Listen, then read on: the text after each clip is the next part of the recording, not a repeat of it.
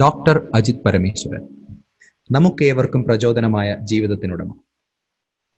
മലപ്പുറം ജില്ലയിൽ മേലാറ്റൂർ RMHSലെ പ്രാഥമിക വിദ്യാഭ്യാസത്തിനു ശേഷം കാലിക്കറ്റ് സർവകലാശാലയിൽ നിന്ന് അദ്ദേഹം ബിരുദ പഠനം പൂർത്തിയാക്കി.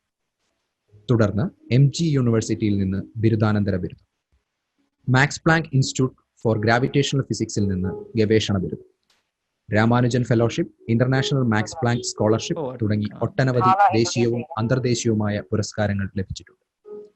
ഗ്രാവിറ്റേഷണൽ വേവ് ഫിസിക്സിലെ സംഭാവനകൾ പരിഗണിച്ച് 2017 കനേഡിയൻ ഇൻസ്റ്റിറ്റ്യൂട്ട് ഫോർ അഡ്വാൻസ്ഡ് റിസർച്ചിൽ നിന്ന് ഗ്ലോബൽ സ്കോളർ പുരസ്കാരവും നേടിയ Ajit Parameswaran International Centre for Theoretical സയൻസസിൽ അസോസിയേറ്റഡ് പ്രൊഫസറായി സേവനമനുഷ്ഠിച്ചു വരുന്നു. ലാളിത്യമേറിയ സ്വഭാവത്തിനുടമയായ ഇദ്ദേഹം ശാസ്ത്രപ്രചാരകൻ, എഴുത്തുകാരൻ എന്നീ നിലകളിലും പ്രശസ്തനാണ്. എല്ലാവർക്കും നമസ്കാരം. ഇങ്ങനെ നിങ്ങളോട് സംസാരിക്കാനുള്ള ഒരു അവസരം ഒരുക്കി തന്ന ഇതിന്റെ സംഘാടകരോടും ഇതിന്റെ സൈഹ എന്ന് പറയുന്ന പുതിയ ശാസ്ത്ര കൂട്ടായ്മയ്ക്കും എൻ്റെ നന്ദി അറിയിച്ചുകൊണ്ട് നമുക്ക് ആരംഭിക്കാം. നമുക്ക് എല്ലാവർക്കും അറിയാം, നമ്മളൊരു പ്രത്യേകതരം കാലഘട്ടത്തിലൂടെയാണ് കടന്നു പോകുന്നത്.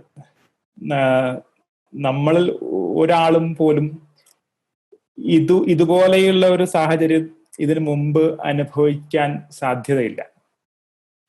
കഴിഞ്ഞ ഒരു 6 മാസം മുമ്പ് പോലും ഇത്തരം ഒരു അനുഭവത്തിലൂടെ നമ്മൾ കടന്നു പോകുമെന്ന് പ്രതീക്ഷിക്കാനും അത്ര എളുപ്പമായിരുന്നില്ല.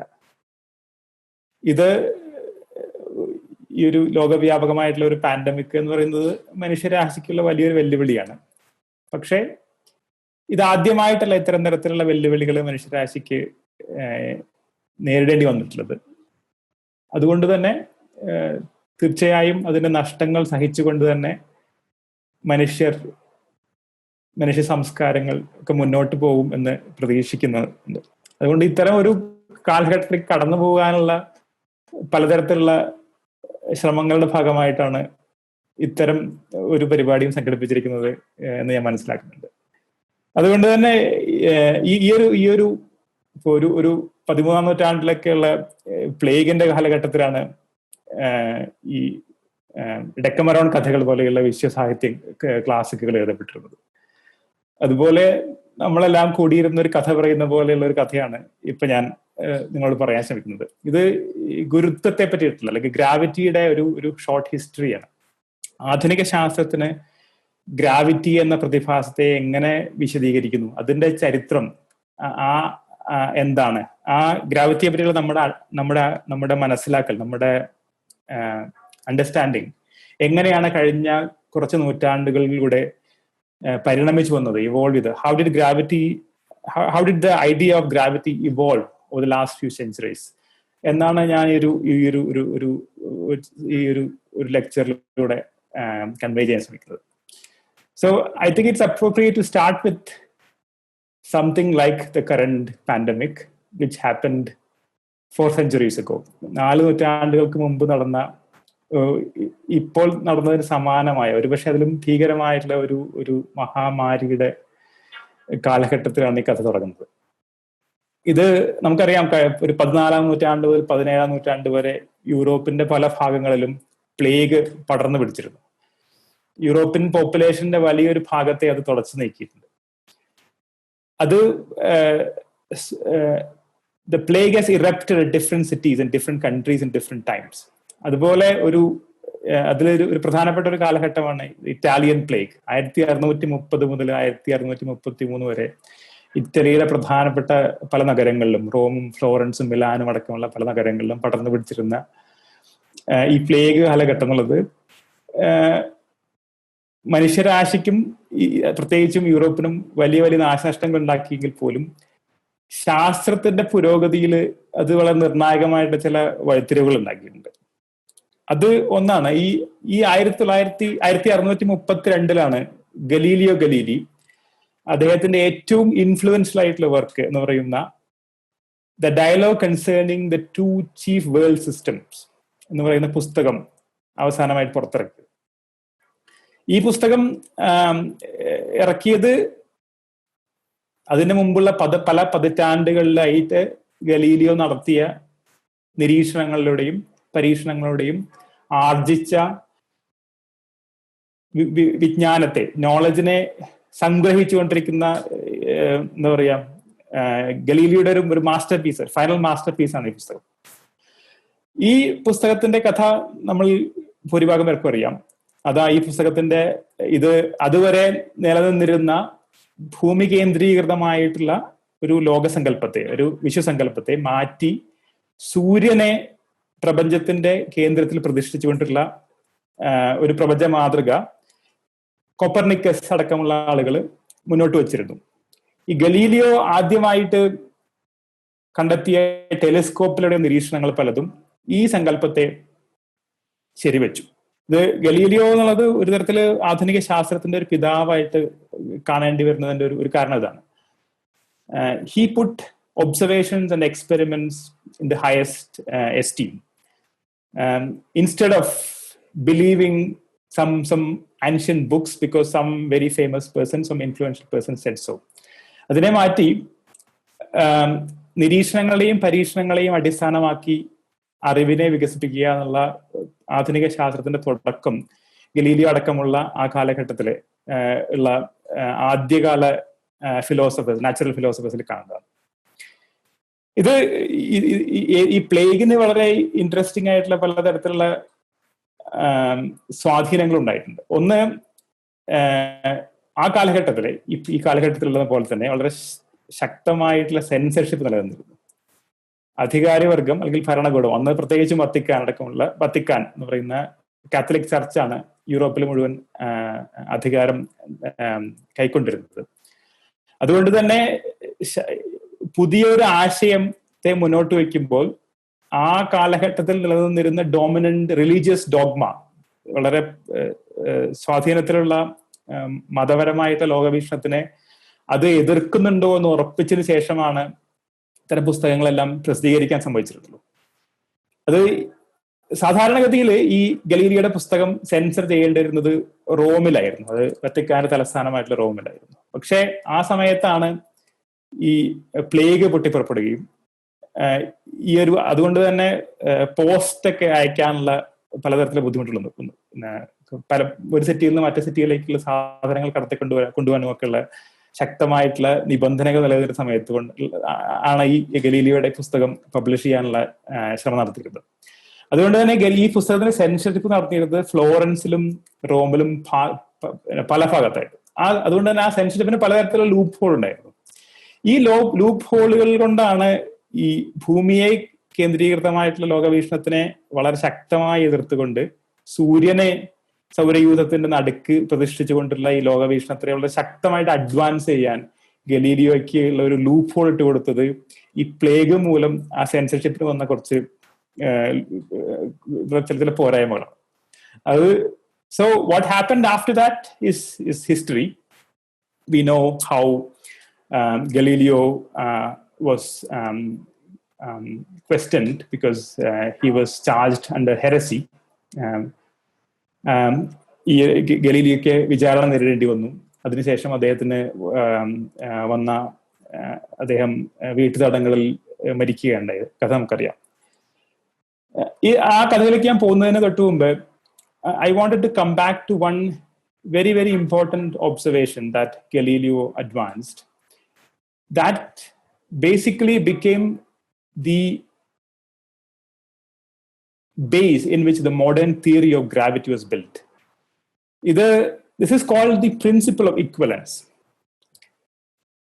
ഗലീലിയോ വളരെ ലളിതമായിട്ടുള്ള ചോദ്യം ചോദിച്ചു. രണ്ട് ഭാരമുള്ള രണ്ട് വസ്തുക്കൾ ഒരേ സമയം താഴെയിടുകയാണെങ്കിൽ ഏത് ആദ്യം നിലത്തെത്തും, ഭൂമിയിലെത്തും എന്നുള്ളത്.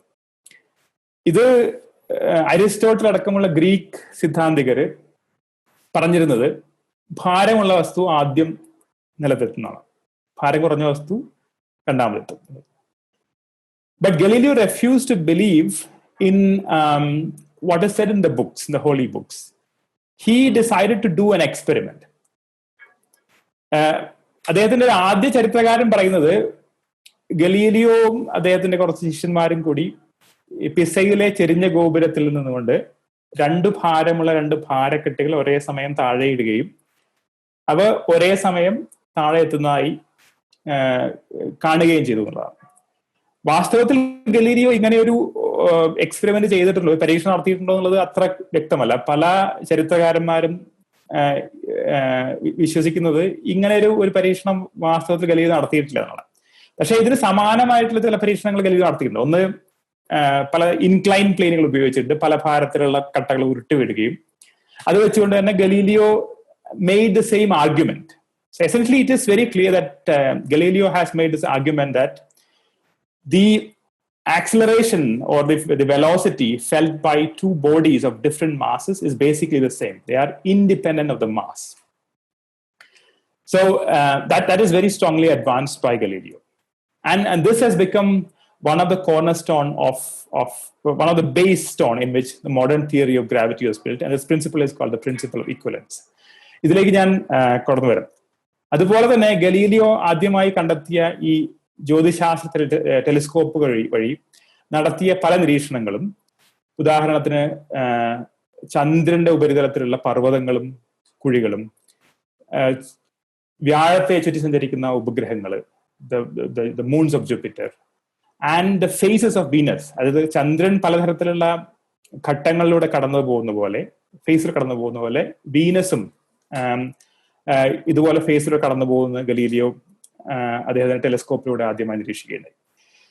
All these very careful observations basically suggested very, very strongly that it has to be the sun that is at the center of the solar system, and all the planets, including the Earth, are revolving around the common center of gravity, which is the common center, which is the sun. And of course, Galileo was put under inquisition and was found by the Catholic Church that he was responsible for heresy, and he was punished. അദ്ദേഹത്തിന്റെ ജീവിതകാലം, ബാക്കിയുള്ള ജീവിതകാലം മുഴുവൻ വീട്ടുതടങ്കലിൽ കഴിയുകയും, and he died in 1642 under house arrest. ഇത് John Milton എന്ന് പറയുന്ന English poet Galileo വീട്ടുതടങ്കലിൽ കിടന്ന കാലത്ത്, അതിന്റെ അവസാനത്തെ കാലത്ത് സന്ദർശിക്കുകയുണ്ടായി. അതിനെ ആ സന്ദർശനത്തിനെ വിവരിക്കുന്ന ഒരു ഡ്രോയിങ് ആണ്. So now we will go to a different stage of history, maybe after 30 years or so, which is another episode of plague. This is the Great Plague of London that happened in 1665 and 1666.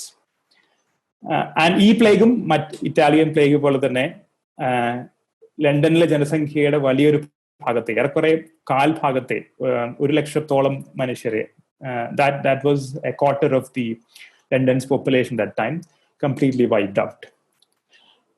And a few years ago, about 20 years ago, Isaac Newton was born in England. Interestingly, Isaac Newton was born in the same year as Galileo died.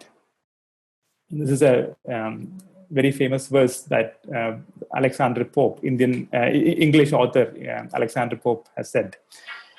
Nature and nature's laws lay hidden in night, and God said, "Let Newton be," and there was light. So there is a poetic way of describing how revolutionary Newton's thought was, and how insightful Newton's contributions was to our understanding of the universe. And 1665 Newton was a young student in Cambridge, and because of the plague outbreak, the university was closed, like our universities currently. അതുകൊണ്ട് തന്നെ ഇപ്പോൾ നമ്മളെല്ലാവരെയും പോലെ തന്നെ ന്യൂട്ടനും വീട്ടിൽ നിന്ന് ജോലി ചെയ്യാൻ, വീട്ടിൽ നിന്ന് പഠിക്കാൻ ഫോഴ്സ്ഡ് ആയി. അപ്പോൾ അദ്ദേഹം ഈ ലണ്ടനിലെ പടർന്നു പിടിച്ചുകൊണ്ടിരിക്കുന്ന ഈ പ്ലേഗിന് രക്ഷപ്പെടാൻ വേണ്ടി ന്യൂട്ടന്റെ ഫാമിലി ഹോം, ലണ്ടനിലെ ഏറെക്കുറെ 150 കിലോമീറ്റർ അകലെയുള്ള വൂൾസ്റ്റോഫ് എന്ന സ്ഥലത്തുള്ള അദ്ദേഹത്തിന്റെ ഫാമിലി ഹോമിലാണ് അദ്ദേഹം ഈ 2 വർഷത്തോളം ചെലവഴിച്ചത്. This is a picture of that family home that still survives. And most importantly, this is a picture of the apple tree from which the Newton is said to have seen the apple falling. ന്യൂട്ടന്റെ ഏത് school കുട്ടിക്കും അറിയാവുന്ന കഥയാണ്. Newton ഒരു apple താഴെ വീഴുന്നത് കണ്ടാണ് അദ്ദേഹത്തിന്റെ ഏറ്റവും പ്രശസ്തമായ universal law of gravitation formulate ചെയ്തിട്ടുള്ളത്. ആപ്പിൾ ട്രീ ഇപ്പോഴും സർവൈവ് ചെയ്യുന്നുണ്ട്. 400 വർഷം പഴക്കമുള്ള ആപ്പിൾ ട്രീ ഇപ്പോഴും അവിടെ കാണാം. And basically, it is said that while Newton was in a contemplative mood, he saw an apple falling, and this idea of why the apple is falling onto earth came to him. Clearly, ഒരു ദിവസത്തെ ചിന്ത കൊണ്ട് ആകസ്മികമായിട്ട് കിട്ടുന്ന കാര്യങ്ങളല്ല. Newton was a scholar, a very, very hardworking student, had learned a lot. But of course, he has a mark of genius. So basically, he came up with this idea that massive objects attract each other using the force of gravity. ഇത് ഈ കാർട്ടൂണിൽ 2 massive objects ആണുള്ളത്. ഭൂമി, അതിന്റെ mass capital M ആണ്. ഒരു apple ഉണ്ട്, അതിന്റെ mass small M ആണ്. These 2 objects and attract each other through the force of gravity. And there was a huge leap in the philosophy. Newton also said that this law of gravity is universal. അതായത് ഒരു ആപ്പിളിനെ ഭൂമിയിലേക്ക് വലിച്ചുകൊണ്ടിരിക്കുന്ന അതേ ബലം, അതേ force തന്നെയാണ് സൗരയൂഥത്തിലെ ഗ്രഹങ്ങളെ സൂര്യന് ചുറ്റും കറക്കിക്കൊണ്ടിരിക്കുന്നത് എന്ന് ന്യൂട്ടൺ സിദ്ധാന്തിച്ചു. ഇപ്പൊ നമുക്കറിയാം, ഇതേ ബലം തന്നെയാണ് ഈ നമ്മുടെ ഗാലക്സിയിലെ about 100 billion stars, 100 ബില്യൺ നക്ഷത്രങ്ങളെ ഈ ഗാലക്ടിക് സെന്ററിന് ചുറ്റും കറക്കിക്കൊണ്ടിരിക്കുന്നതും ഇതേ ഗ്രാവിറ്റി തന്നെയാണ് എന്ന് നമുക്കറിയാം. So this was a great change in thinking, that the same basic laws of science or physics can be that you can use to describe the phenomena here on the earth can be used to describe the phenomena on the heavens also. The heavens are not disconnected from the earth. This is a completely unimaginable philosophy. But Newton was able to come up with a quantitative way of describing it. He wrote down this universal law of gravitation. He said that this force is proportional to the product of masses and inversely proportional to the square of distance. ഉദാഹരണത്തിന്, 2 ഭാരമുള്ള ആപ്പിളുകൾ ഭൂമിയിൽ നിന്ന് ഒരേ ദൂരത്തിൽ വെക്കുകയാണെങ്കിൽ, the earth will attract the heavier apple with larger force as compared to the force that it is used to attract the smaller apple. Similarly, if you place the apple at a farther distance, the force is much weaker. ഭാരമുള്ള വസ്തുക്കളെ കൂടുതൽ ശക്തമായ ബലത്തിലൂടെ ആകർഷിക്കും. ഭാരമില്ലാത്ത വസ്തുക്കളെ ആകർഷിക്കുന്ന ആകർഷണ ബലം, ഗുരുത്വാകർഷണ ബലം അതിനേക്കാൾ കുറവാണ്. But there is a very interesting thing. So the force is proportional to the mass. But if you calculate the acceleration with which this object that is falling onto the earth, that turns out to be completely independent of the mass of the object. ഇത് physics, ഒരു basic physics പഠിക്കുന്ന എല്ലാവർക്കും familiar ആണ്. ഇതിനെ വളരെ simple ആയിട്ടുള്ള 3 അല്ലെങ്കിൽ 2 ഇക്വേഷനിൽ തന്നെ കാണാൻ പറ്റും. ഇതിലെ ഇടതുഭാഗത്ത് കാണുന്നത് is the law of universal law of gravitation that we just described. Newton പറയുന്നു, 2 വസ്തുക്കൾ പരസ്പരം ആകർഷിക്കുന്നു. ആ ആകർഷണ ബലം ആ വസ്തുക്കളുടെ മാസിന് പ്രൊപ്പോർഷണൽ ആണ്. ആ വസ്തുക്കളുടെ ഡിസ്റ്റൻസിന്റെ സ്ക്വയറിന് ഇൻവേഴ്സ്ലി പ്രൊപ്പോർഷണൽ ആണ്. ആൻഡ് ജി എന്ന് പറയുന്നത് ഒരു യൂണിവേഴ്സൽ കോൺസ്റ്റന്റ് ആണ്. Now we call it Newton's constant. അതേപോലെ തന്നെ ന്യൂട്ടൺ അദ്ദേഹത്തിന്റെ ചലന നിയമങ്ങളും ഫോർമുലേറ്റ് ചെയ്യുകയുണ്ടായി. ഈ 2ാം ചലന നിയമം പറയുന്നത് ഒരു വസ്തുവിന് കിട്ടുന്ന ആക്സിലറേഷൻ എന്നുള്ളത് is also proportional to the force that you exert on that. And ഇവിടെ മാസുമാണ്, m is mass and a is acceleration. Now if you say that this force is due to gravity, you can equate these 2 equations. And ഇവിടെ നമുക്ക് അറിയാം, ഈ small m cancel out. So this turns out that the acceleration with which Earth is exerting on any object is just proportional to the mass of the Earth, and it is inversely proportional to the square of the distance. So you കാണാൻ പറ്റും, there is no dependence on the mass of the object. All objects fall with the same acceleration. The free fall is universal. This is also a big, Galileo experimentally കണ്ടെത്തിയ ഒരു കാര്യം, you can now show this using Newton's theory of gravity and Newton's equations of motion. So that basically gave us a very strong theoretical framework to understand the experimental fact that Galileo described or Galileo discovered. And this is actually called, it's called principle of equivalence. So this is actually, there is a small complication here. So yeah, if you look at these two equations, നമ്മൾ രണ്ട് ഈ സമവാക്യങ്ങളെ നോക്കുകയാണെങ്കിൽ ഈ ഇടത് ഭാഗത്തെ സമവാക്യം is basically the law of gravitation, അല്ലെ? അത് രണ്ട് വസ്തുക്കൾ തമ്മിലുള്ള അട്രാക്റ്റീവ് ഫോഴ്സിനെ ഡിസ്ക്രൈബ് ചെയ്യാനാണ് ഈ ലോ ഓഫ് ഗ്രാവിറ്റി ഉപയോഗിക്കുന്നത്. ഇത് ഉദാഹരണത്തിന് രണ്ട് ചാർജ് പാർട്ടിക്കിൾസ്, ഒരു ഇലക്ട്രോണും ന്യൂക്ലിയസും തമ്മിൽ അട്രാക്ട് ചെയ്യാൻ ഉള്ള ഒരു പോസിറ്റീവ് ചാർജും ഒരു നെഗറ്റീവ് ചാർജും തമ്മിൽ അട്രാക്ട് ചെയ്യുന്ന ഇലക്ട്രോസ്റ്റാറ്റിക് അട്രാക്ഷനെ പോലെ തന്നെയുള്ള ഡിസ്ക്രൈബ് ചെയ്യുന്ന ഒരു ലോ ഓഫ് അട്രാക്ഷൻ ആണ്. സോ ദിസ് ഇസ് ഇവിടെ ഈ എം നോക്കുകയാണെങ്കിൽ ഈ അട്രാക്ഷന്റെ സ്ട്രെങ്ത്തിനെ ഡിസ്ക്രൈബ് ചെയ്യുന്ന ഒരു ക്വാണ്ടിറ്റിയാണ് ഈ small M. This is basically equivalent to the charge that plays in electrodynamics or electrostatics. അതിനെ ഗ്രാവിറ്റേഷണൽ ചാർജ് എന്ന് പറയാം, അല്ലെങ്കിൽ ഗ്രാവിറ്റേഷണൽ മാസ് എന്ന് പറയാം. ഈ അടുത്ത ലോ എടുക്കുകയാണെങ്കിൽ ന്യൂട്ടന്റെ second law of motion basically describes the motion of A massive particle, അല്ലെ? ഒരു റെസ്റ്റിലിരിക്കുന്ന ഒരു വസ്തുവിനെ മൂവ് ചെയ്യാൻ വേണ്ടിയിട്ട് എത്ര ഫോഴ്സ് കൊടുക്കണം. So, or if you give a given force to a particle, an object at rest, its acceleration is proportional to, basically inversely proportional to the mass. That is what this mass describes. And ഇതിനെ inertial mass എന്നാണ് പറയുന്നത്. പക്ഷേ if you find that all objects fall to earth the same speed, this means that the gravitational mass and the inertial mass are one and the same. അങ്ങനെയാണെങ്കിൽ മാത്രമേ ഈ universal acceleration due to ഗ്രാവിറ്റിക്ക് hold ചെയ്യാൻ പറ്റുള്ളൂ. And since we have proved, we have observed experimentally that all objects fall onto the earth with the same velocity, this equivalence between gravitational mass and inertial mass must be true.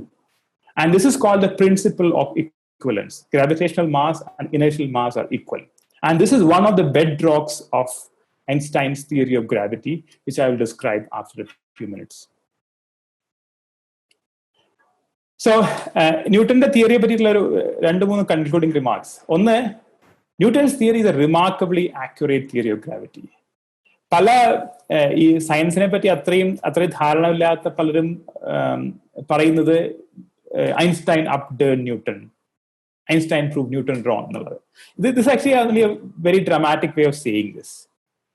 Newton's theory is a remarkably accurate theory of gravity. It works most of the time.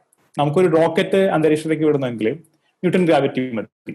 ഭൂമിയിലെ അറ്റ്മോസ്ഫിയറിലും നമ്മൾ daily ലൈഫിൽ നടക്കുന്ന എല്ലാ കാര്യങ്ങളെയും describe ചെയ്യാൻ, അല്ലെങ്കിൽ gravitational phenomena describe ചെയ്യാൻ Newton's gravity is extremely accurate. However, it has its own limitations. ഉദാഹരണത്തിന് ഗ്രാവിറ്റി വളരെ തീവ്രമോ അതല്ലെങ്കിൽ ചലനങ്ങൾ വളരെ വേഗതയുള്ളവയാവുമ്പോൾ, when gravity is extremely strong or motions are extremely fast, calculations in Newtonian theory becomes inaccurate. അത്തരം ഘട്ടങ്ങളിൽ ഒന്നുകിൽ gravitational force വളരെ ശക്തമാവുകയോ അല്ലെങ്കിൽ വസ്തുക്കളുടെ ചലനങ്ങൾ പ്രകാശ വേഗതയുടെ അടുത്തെത്തുകയോ ചെയ്യുമ്പോൾ ന്യൂട്ടോണിയൻ തിയറി ഓഫ് ഗ്രാവിറ്റി ഉപയോഗിച്ചിട്ടുള്ള പ്രഡിക്ഷൻസ്, പ്രവചനങ്ങൾ പലപ്പോഴും അത്രയും accurate ആവാറില്ല. So there are certain limitations to this, and I'll just quickly summarize what these are in a few minutes. But now, that's why when in 1915 Einstein came up with a theory which is called the general theory of relativity. ഗ്രാവിറ്റിയെ വിശദീകരിക്കുന്ന നമുക്കറിയാവുന്ന ഏറ്റവും കൃത്യമായ സിദ്ധാന്തമാണ് ഈ ഐൻസ്റ്റൈൻ്റെ general theory of relativity. And this describes gravity in a very different way. നമുക്കറിയാം newton ഗ്രാവിറ്റിയെ describe ചെയ്യുന്നത് ഒരു ബലമായിട്ടാണ്, ഒരു ഫോഴ്സ് ആയിട്ടാണ്. But Einstein's description of gravity is completely different. Einstein's description of gravity is that gravity is the curvature of space-time. And any objects with mass or any other concentrations of energy would produce this curvature in space-time. എന്താണ് ഈ space-time? അത് തന്നെ നമുക്ക് imagine ചെയ്യാൻ വളരെ ബുദ്ധിമുട്ടുള്ള കാര്യമാണ്. ഇപ്പോൾ സ്പേസ് നമുക്കറിയാം ഒരു 3-dimensional ആയിട്ടൊരു ഒരു ഒബ്ജക്റ്റ് ആണ്. In which things happen, phenomena happen, is space. And we also know that there is time, which is a 4th dimension. ന്യൂട്ടന്റെ തിയറി പ്രകാരം സ്പേസും സമയവും തമ്മിൽ ബന്ധമൊന്നുമില്ല. There is a universal time, and there is a space is an arena in which events happen. Einstein പറയുന്നത്, Einstein സിദ്ധാന്തപ്രകാരം സ്പേസിനെയും ടൈമിനെയും അങ്ങനെ വ്യത്യസ്തമായി കാണാൻ പറ്റില്ല. Space and time are part of a single object, single entity called space-time. So, നമുക്കറിയാം സ്പേസിന് 3 dimension ഉണ്ട്, ടൈമിന് 1 dimension ഉണ്ട്. So, space-time is a 4-dimensional entity. It's very hard to imagine it. So, നമുക്ക് പിന്നെ ഒരു കാരണം നമുക്ക് 3 dimensions കാണാനുള്ള പവറേ ഉള്ളൂ നമ്മുടെ കണ്ണിന്.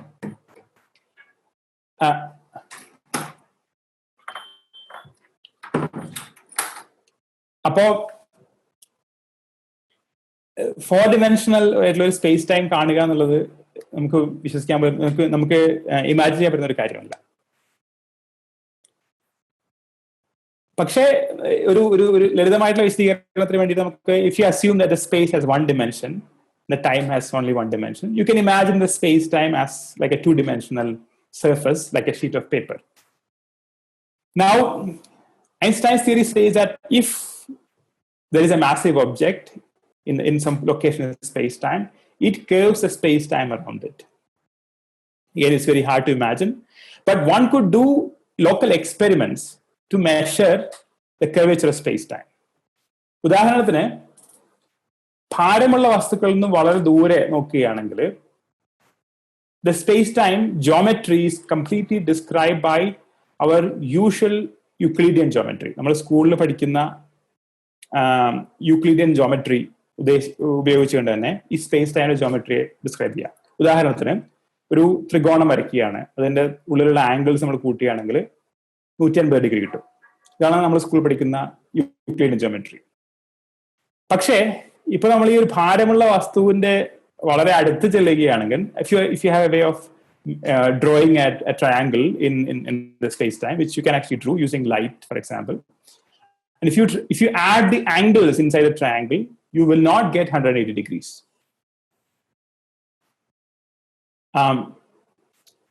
So one could actually do local experiments to measure the curvature of space-time. And so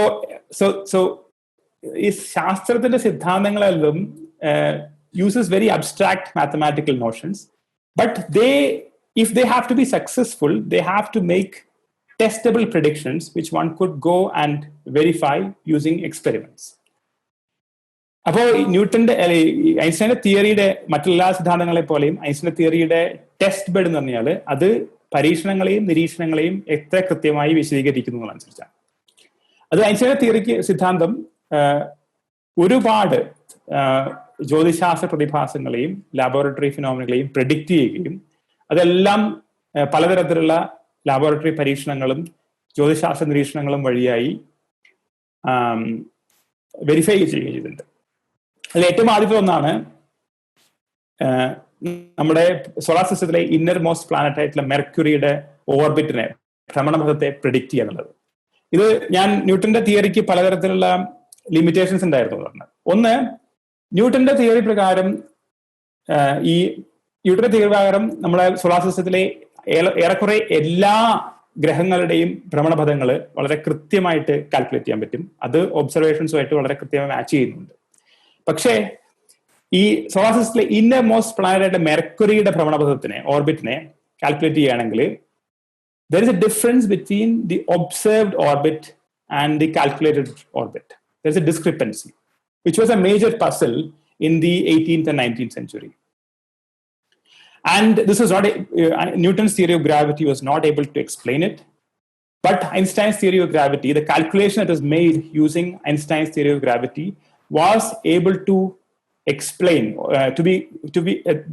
explain the observed orbit of Mercury remarkably well. So that was one of the first successes of this new theory of gravity that Einstein proposed. രണ്ടാമത്, Einstein's theory predicted that gravity bends light.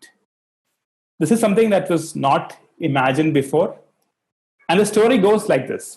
നമുക്ക് എല്ലാവർക്കും അറിയാം, സാധാരണഗതിയിൽ പ്രകാശം നേർരേഖയിലാണ് സഞ്ചരിക്കുക. Light travels through straight lines. This is because the shortest distance between 2 points in a flat space is a straight line.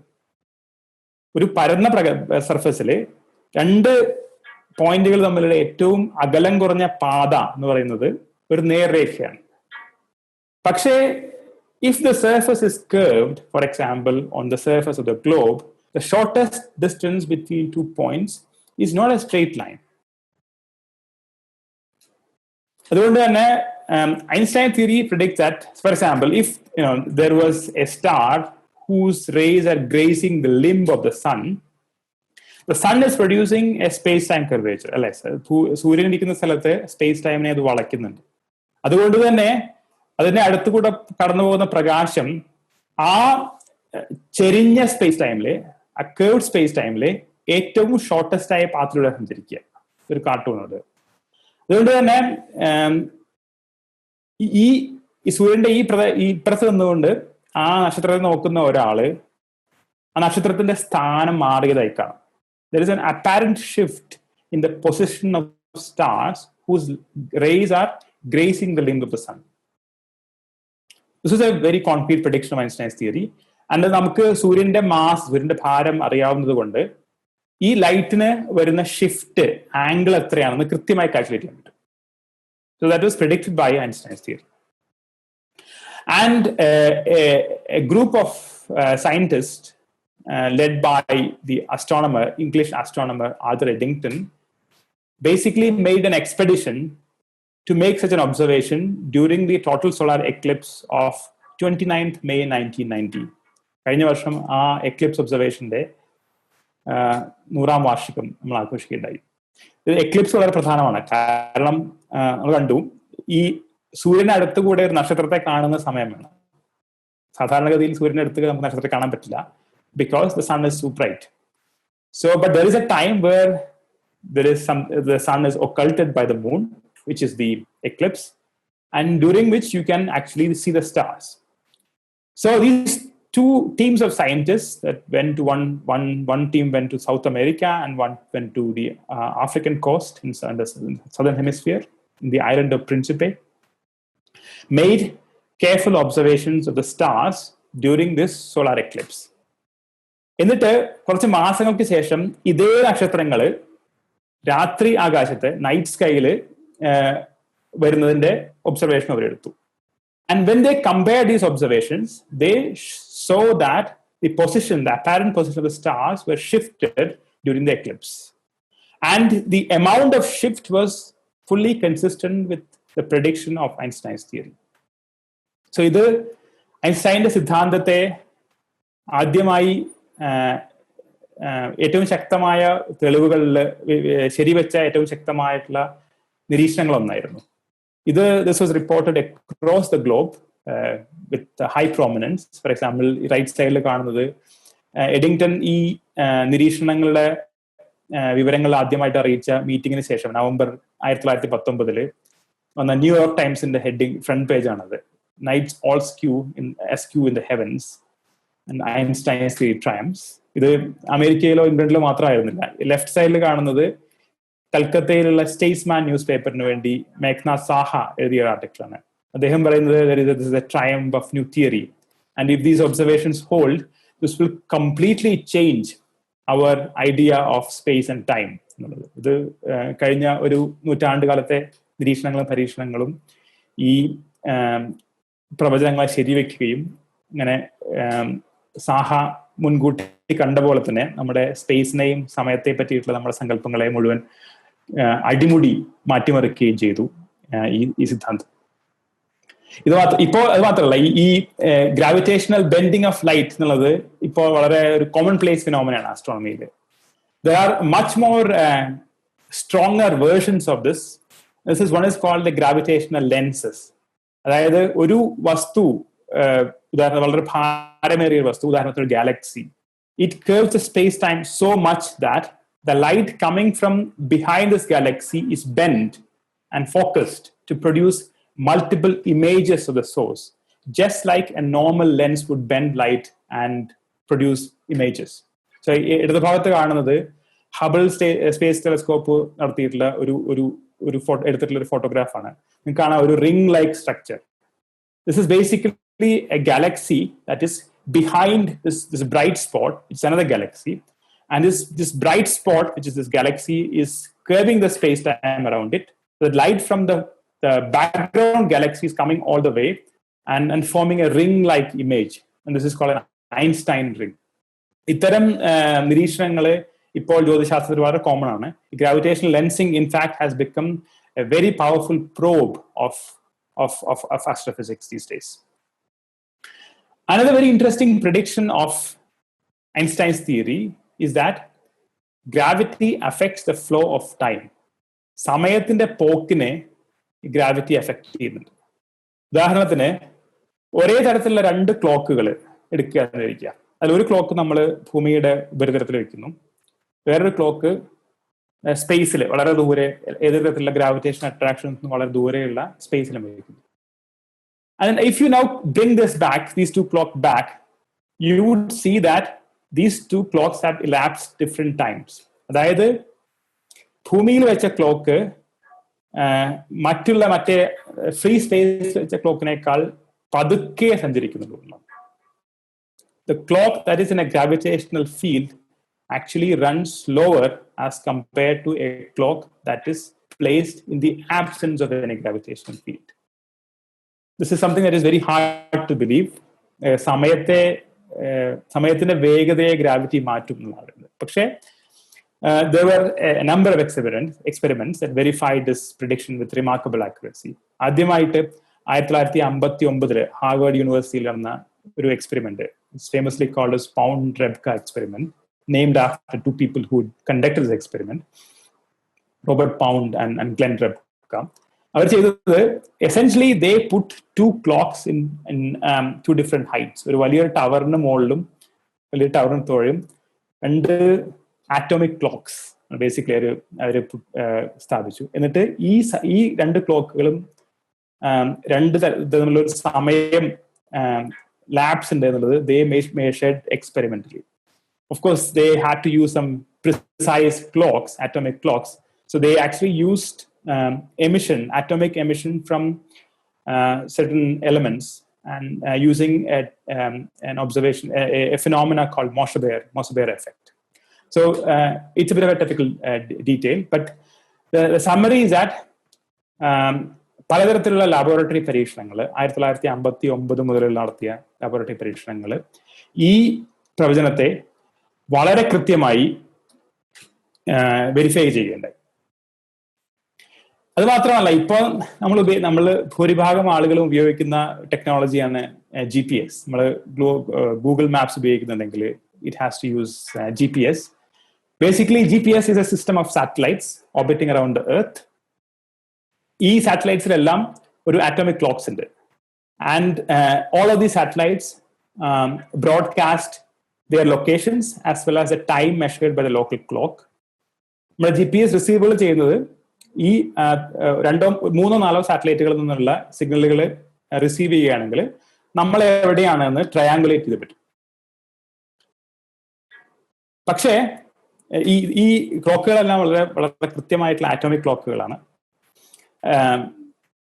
ഇവ സ്പേസിലേക്ക് launch ചെയ്യുന്നതിന് മുമ്പ് all these clocks were synchronized. എല്ലാം ഒരേ സമയമായിട്ടാണ് ഇതിനെ ലോഞ്ച് ചെയ്യുന്നത്. പക്ഷേ once they are in space, they respond to a different gravitational field. Right? They are sitting in a different gravitational field as compared to the same clocks on the surface of the Earth. ഇവർ രണ്ട് ക്ലോക്കുകളും അനുഭവിക്കുന്നത് രണ്ട് തരത്തിലുള്ള gravitational ഫീൽഡാണ്. ഭൂമിയിൽ അടുത്തിരിക്കുന്ന clock കൂടുതൽ ശക്തമായിട്ടുള്ള ഗ്രാവിറ്റേഷണൽ ഫീൽഡ് ഫീൽ ചെയ്യും. ഓർബിറ്റിലുള്ള clock would feel much less gravitational field അല്ലെ. അതുകൊണ്ട് തന്നെ ഈ രണ്ട് ക്ലോക്കുകളിലും മെഷർ ചെയ്യുന്ന സമയം വ്യത്യസ്തമായിരിക്കും. The space clock would run slightly faster. This is very small effect. For example, the time difference is like 1 nanosecond per day. എന്നാലും നമുക്ക് ഈ GPS വർക്ക് ചെയ്യുന്നെങ്കിൽ ഈ രണ്ട് ക്ലോക്കുകളും തമ്മിലുള്ള സമയ വ്യത്യാസത്തെ അക്കൗണ്ട് ചെയ്യണം. So there are two kinds of time dilation effects. One is due to the gravitational time dilation, which is predicted by Einstein's theory of general relativity. There is also an extra time dilation which is caused by the motion of these satellites or the clocks, which is predicted by Einstein's theory of special relativity. ഈ രണ്ട് കാര്യങ്ങളും account ചെയ്താലാണ് GPS work ചെയ്യുന്നത്. ഞാൻ പറഞ്ഞത് ഐൻസ്റ്റൈൻ്റെ theory verify ചെയ്യുന്നത് മാത്രമല്ല, നമ്മുടെ പല മോഡേൺ ടെക്നോളജിയുടെയും ഭാഗമായി തന്നെ മാറിക്കഴിഞ്ഞിരിക്കേണ്ടതുണ്ട്. അതുപോലെയുള്ള ഐൻസ്റ്റൈൻ്റെ തിയറിയുടെ വളരെ വിചിത്രമായിട്ടുള്ള മറ്റൊരു പ്രഡിക്ഷനാണ് existence of black holes. They are very exotic objects. So basically, this was first, the solution was described by Schwarzschild in a few months after Einstein published his equations of his theory. So basically, by examining his mathematical solution of Einstein's equations, people later discovered that if you compress any object to a small enough radius, it becomes what is called a black hole. ഏത് തരത്തിലുള്ള ഒരു ഒബ്ജക്റ്റിനെയും തീരെ ചെറിയൊരു റേഡിയസിലേക്ക് compress ചെയ്യുകയാണെങ്കിൽ that will form a black hole. What is a black hole? Black hole is an object from which things can go inside only and nothing can come outside, including light. പ്രകാശത്തിന്റെ പോലും ഇതിന് അകത്തേക്ക് മാത്രമേ പോകാൻ പറ്റുള്ളൂ. Even പ്രകാശത്തിന് പോലും അതിന് പുറത്തേക്ക് വരാൻ പറ്റില്ല. പക്ഷെ ഏത് റേഡിയസിലേക്ക് ഇതിനെ ഷ്രിങ്ക് ചെയ്യണം എന്നുള്ളത് depends on this mass. For example, സൂര്യനെ ഏറെക്കുറെ 3 കിലോമീറ്റർ വലുപ്പത്തിലേക്ക് ഷ്രിങ്ക് ചെയ്യാൻ പറ്റുമെങ്കിൽ സൂര്യനെ ഒരു ബ്ലാക്ക് ഹോൾ ആയി മാറും. ഭൂമിയെ ഏറെക്കുറെ 2 സെന്റിമീറ്റർ വലുപ്പത്തിലേക്ക് ഷ്രിങ്ക് ചെയ്യാൻ പറ്റുമെങ്കിൽ earth will become A black hole and so on. Again, this is a very, very exotic prediction. Einstein or Schwarzschild did not believe that these would describe actual objects in the universe. ഒരു mathematical ആയിട്ടുള്ള ഒരു കൗതുകം മാത്രമായിട്ടാണ് ഇതിനെ ഷോർട്ട്ചൈൽഡും ഐൻസ്റ്റൈനും എല്ലാം വിചാരിച്ചിരുന്നത്. ഇത് നമ്മളെ പ്രപഞ്ചത്തിൽ കാണുന്ന ആക്ച്വൽ വസ്തുക്കളെ ഇത്തരം വസ്തുക്കൾ ഉണ്ടാവും എന്നത് ഒരിക്കലും സ്വപ്നത്തിൽ പോലും വിചാരിക്കാൻ പറ്റില്ലായിരുന്നു ഐൻസ്റ്റൈന്. പക്ഷേ ഇത് നമുക്കറിയാം, the universe is basically littered with black holes. ഇത് കഴിഞ്ഞ ഒരു 2 ദശകങ്ങളായിട്ട് നമ്മുടെ ഗാലക്ടിക് സെന്റർ, നമ്മുടെ ഗാലക്സിയുടെ നടുക്ക് നടക്കുന്ന നക്ഷത്രങ്ങളുടെ movement, the motion of stars in our galaxy ആണ്. ഇത് 1995 മുതൽ 2019 വരെയുള്ള ആക്ച്വൽ ഒബ്സർവേഷനെ ബേസ് ചെയ്തിട്ടുള്ള ഒരു അനിമേഷൻ ആണത്. Each of these spots are actual stars, and you can see that they are moving in some ellipses around some central unseen objects. നമ്മുടെ സൗരയൂഥത്തിലെ ഗ്രഹങ്ങള് സൂര്യനെ ചുറ്റിക്കറങ്ങുന്നത് പോലെ എന്തോ ഒരു അജ്ഞാത വസ്തുവിനെ ചുറ്റിക്കറങ്ങിയാണ് ഈ നക്ഷത്രങ്ങൾ മുഴുവൻ മൂവ് ചെയ്യുന്നത്. Some stars have completed the full ellipses in about 10 years or 12 years. And സൂര്യന്റെ ഈ ഗ്രഹത്തിന്റെ മോഷനെ, just like you can measure the mass of the sun from the motion of the planets, you can also measure the mass of the central object using the motion of the stars. And people have estimated the mass of the central object, and it turns out to be something like 1,000,000 times more massive than the sun. നമ്മുടെ സൂര്യനേക്കാൾ ദശലക്ഷം മടങ്ങ് ഭാരമുള്ള എന്തോ ഒരു വസ്തുവിനെ ചുറ്റിക്കറങ്ങിയാണ് ഈ നക്ഷത്രങ്ങൾ സഞ്ചരിച്ചുകൊണ്ടിരിക്കുന്നത്. ഈ വസ്തുവിനെ നമുക്ക് കാണാൻ പറ്റില്ല. But we also know that this has to be an extremely compact. There is a 1,000,000 solar mass object that takes only a few million kilometers size. And the only object that we can think of is a black hole. So we believe that there is a supermassive black hole at the center of our galaxy. ഇതുപോലെ തന്നെ പ്രപഞ്ചത്തിലെ എല്ലാ ഗാലക്സികളുടെയും സെന്ററിലെ കേന്ദ്രത്തില് ഇതുപോലെയുള്ള super massive black ഹോളുകൾ ഉണ്ട് എന്നാണ് പലതരത്തിലുള്ള ജ്യോതിശാസ്ത്ര നിരീക്ഷണങ്ങൾ ഇപ്പൊ കാണിക്കുന്നത്. ഇത് കൂടാതെ ഇതിനേക്കാൾ വളരെ ചെറുതായിട്ടുള്ള സൂര്യന് സമാനമായിട്ടുള്ള അല്ലെങ്കിൽ 10 times the mass of the sun ഒക്കെയുള്ള ഏറെക്കുറെ 100 മില്യൺ ബ്ലാക്ക് ഹോളുകൾ നമ്മുടെ മിൽക്കി വേയിൽ മാത്രം, നമ്മുടെ ഗാലക്സിയിൽ മാത്രമുണ്ട് എന്നും വേറെ തരത്തിലുള്ള നിരീക്ഷണങ്ങൾ സജസ്റ്റ് ചെയ്യുന്നുണ്ട്, x-ray observations. So practically there are trillions of black holes in the universe. This is another remarkable observation that was made last year. This is actually a picture of a black hole. നമ്മുടെ അയൽവക്കത്തുള്ള M87 എന്ന ഗാലക്സിയുടെ നടുക്കുള്ള super massive black ഹോളിന് ചുറ്റും hot gas circle ചെയ്യുന്നതിന്റെ ഒരു ചിത്രമാണത്. നടുക്ക് കാണുന്ന ഒരു dark shadow ആണ് basically it's A shadow of A super massive black hole at the center of this gaseous disk. And this picture was taken by a set of radio telescopes, which are now called the Event Horizon Telescope. ലോകത്തിന്റെ പല ഭാഗത്തു നിന്നുള്ള radio ടെലസ്കോപ്പുകളുടെ ഡേറ്റയെ combine ചെയ്തുകൊണ്ട് astronomers basically made a synthetic telescope that is as big as the Earth. ഈ radio ടെലസ്കോപ്പുകളിൽ ഉപയോഗിച്ചുകൊണ്ട് ഒരു very large base line interferometry എന്ന ടെക്നിക്ക് ഉപയോഗിച്ചുകൊണ്ട് എടുത്ത ഒരു ചിത്രമാണ് ഇത്. ഒരു ബ്ലാക്ക് ഹോളിനെ നേരിട്ട് കാണുന്നതിന്റെ ഏറ്റവും ആദ്യ ചിത്രമാണ്. അതുപോലെ തന്നെ ഈ രണ്ട് ബ്ലാക്ക് ഹോളുകൾ, so we also know that black holes come in pairs, just like there are lot of stars that come in pairs. നമ്മൾ ആകാശത്ത് നോക്കുമ്പോൾ കാണുന്ന ഭൂരിഭാഗം നക്ഷത്രങ്ങളും they are in binary orbits. They are orbiting another star and moving around each other. So just like that, it turns out that a lot of black holes also form binary orbits. They orbit around black holes. And when they orbit around black holes, they produce ripples in space-time. They're called gravitational waves. ഇതൊരു computer simulation ആണ്.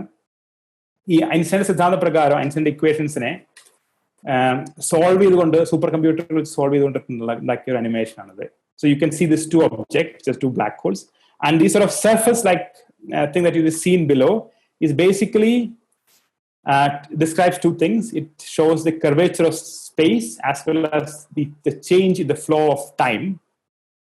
And at large distances, you can say that these motion creates ripples, which are called gravitational waves. കഴിഞ്ഞ 5 വർഷങ്ങൾക്ക് മുമ്പ് വരെ ഇതൊരു സൈദ്ധാന്തികമായിട്ടുള്ള പ്രവചനം മാത്രമായിരുന്നു. Although there were indirect measurements of the gravitational waves. പക്ഷേ 5 വർഷങ്ങൾക്ക് മുമ്പ് ഈ ഗ്രാവിറ്റേഷണൽ വേവ്സിനെ ആദ്യമായി ഈ ഭൗമ ഉപരിതലത്തിലുള്ള ഭൂമിയിലുള്ള എർത്ത് ബേസ്ഡ് ആയിട്ടുള്ള ഒബ്സർവേറ്ററികൾ ഉപയോഗിച്ച് ഡിറ്റക്ട് ചെയ്യുകയുണ്ടായി. പലർക്കും അറിയാവുന്നതാണ്. ഈ ഗ്രാവിറ്റേഷണൽ വേവ്സ് ഭൂമിയിലൂടെ കടന്നു പോകുമ്പോൾ they basically change the geometry of space-time. This is a highly exaggerated effect. ഇതിനെ ഭൂമിയിലൂടെ ഗ്രാവിറ്റേഷണൽ വേവ്സ് കടന്നു പോവുകയാണെങ്കിൽ എന്ത് മാറ്റം ഉണ്ടാകും എന്നതിന്റെ ഒരു വളരെ എക്സാജറേറ്റഡ് ആയിട്ടുള്ള ഒരു അനിമേഷൻ ആണത്. കാരണം ഭൂമി, the earth gets basically wobbles. That is because these gravitational waves basically stretch the space in which the earth sits. So the earth also wobbles. Of course, this effect is vastly exaggerated. The actual effect is very, very small.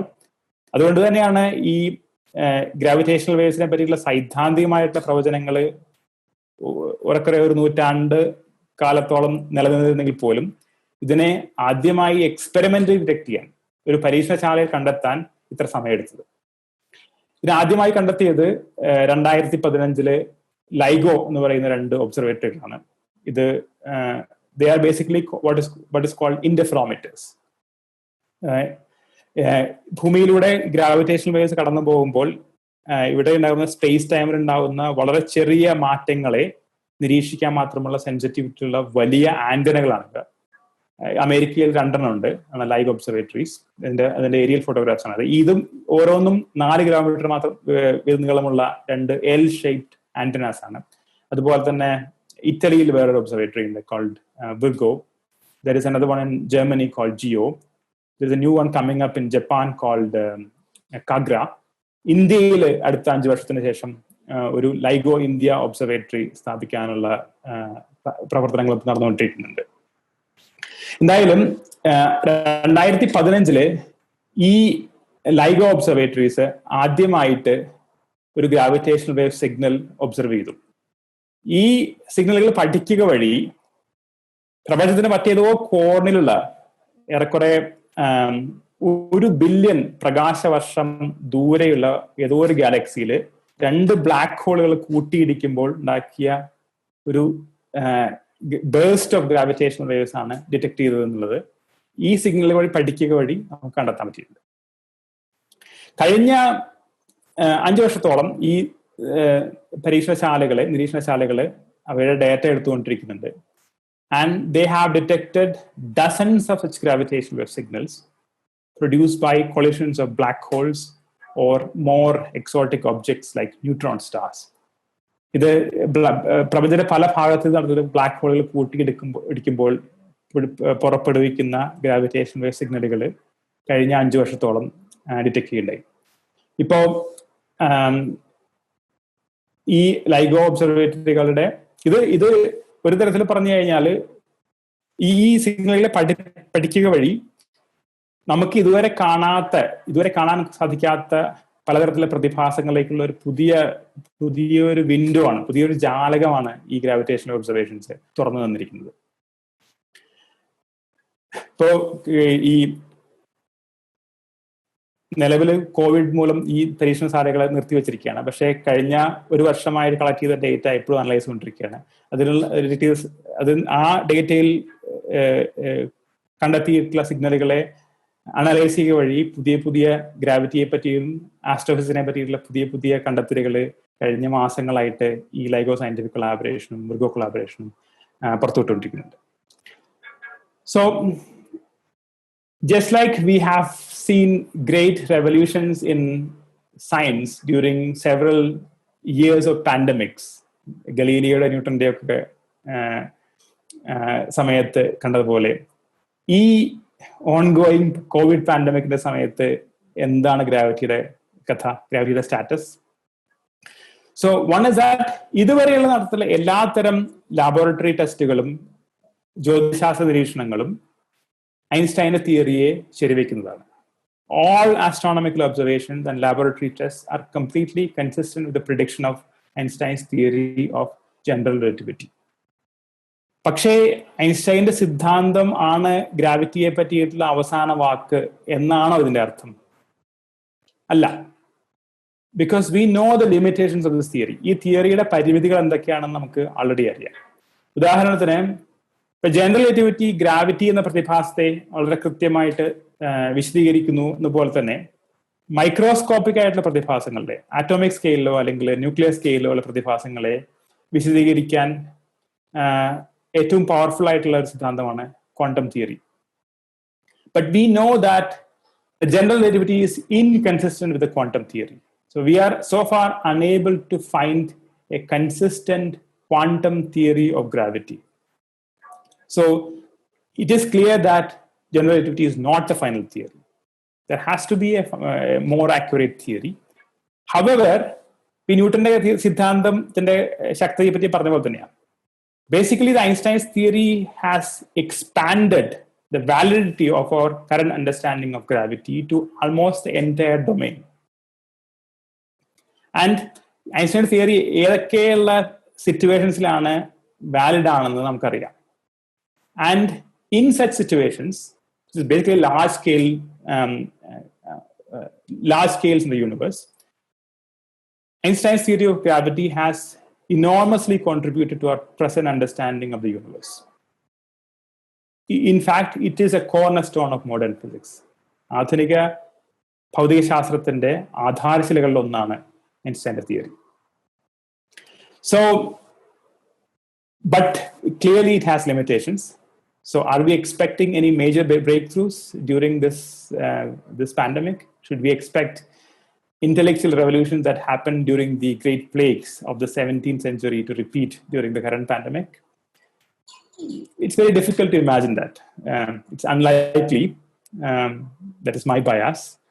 പക്ഷേ ചെറിയ ശാസ്ത്രം എന്നുള്ളത് എപ്പോഴും വലിയ കുതിച്ചാട്ടങ്ങൾ മാത്രമല്ല. because people like Newton, Einstein, and Galileo, who make large revolutions in science, are very rare. Most of the time, science makes small steps. നമ്മളെല്ലാവരും science മുന്നോട്ട് പോകുന്നത് നമ്മളെ അറിവിലുള്ള ചെറിയ ചെറിയ കാര്യങ്ങൾ ആഡ് ചെയ്തിട്ടാണ്. So there is a very interesting quote by the famous Indian American astrophysicist Subramanian Chandrasekhar. അദ്ദേഹം പറയുന്നത്, the pursuit of science has often been compared to the scaling of mountains. ഈ ശാസ്ത്രത്തിന്റെ ഒരു പര്യവേഷണം എന്നുള്ളത് വലിയ വലിയ പർവ്വതങ്ങളെ പര്യവേഷണം ചെയ്യുന്നതായിട്ട് പലപ്പോഴും കമ്പയർ ചെയ്യാറുണ്ട്. But who amongst us can hope, even in imagination, to scale the Everest? നമ്മുടെ ഇടയിൽ ആർക്കാണ് എവറസ്റ്റ് കയറുന്നതിനെ പറ്റി ആലോചിക്കാൻ പോലും പറ്റുക?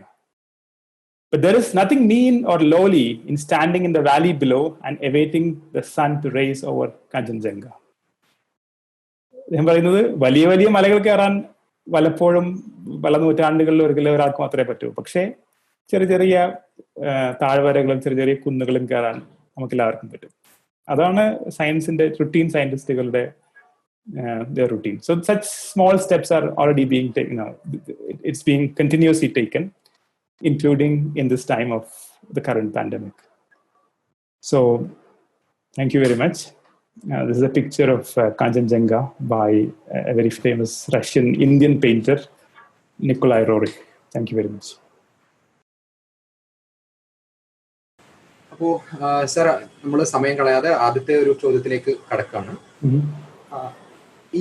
സാർ അതിനകത്ത് പറഞ്ഞിട്ടുണ്ടായിരുന്നു, EM വേവ്സ് അല്ലെങ്കിൽ ഇലക്ട്രോമാഗ്നറ്റിക് വേവ്സിലാണ് ആസ്ട്രോണമി ഉണ്ടായിരുന്നത് ഒരു കാലം വരെ എല്ലാ സ്പെക്ട്രത്തിലും. അതിനുശേഷം ഇപ്പം ഗ്രാവിറ്റേഷൻ വേവിലേക്ക് വരും. അപ്പോൾ ഈ ഗ്രാവിറ്റേഷൻ വേവിലേക്ക് വരുന്ന സമയത്ത് നമുക്ക് EM വേവ്സിൽ കിട്ടാത്ത എന്ത് എക്സ്ട്രാ നോളജ് ആണ് ഇതിൽ നിന്ന് കിട്ടാവുന്നത്?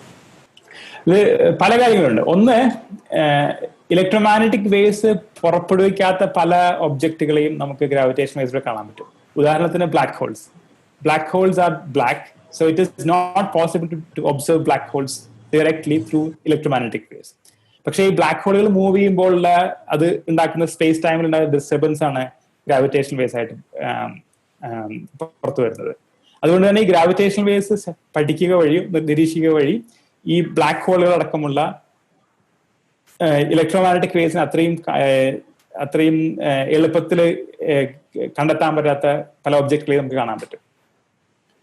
രണ്ടാമത്തെ, ഇതുപോലെ തന്നെയാണ് പ്രപഞ്ചത്തിന്റെ ഏറ്റവും ആദ്യ നിമിഷാർത്ഥങ്ങളിൽ എന്ത് സംഭവിച്ചു എന്നുള്ളത്. ഇത് ഇലക്ട്രോമാഗ്നറ്റിക് വേവ്സ് ഒരിക്കലും പ്രോബ് ചെയ്യാൻ പറ്റില്ല. കാരണം there is basically a wall that is formed after 300,000 years after Big Bang.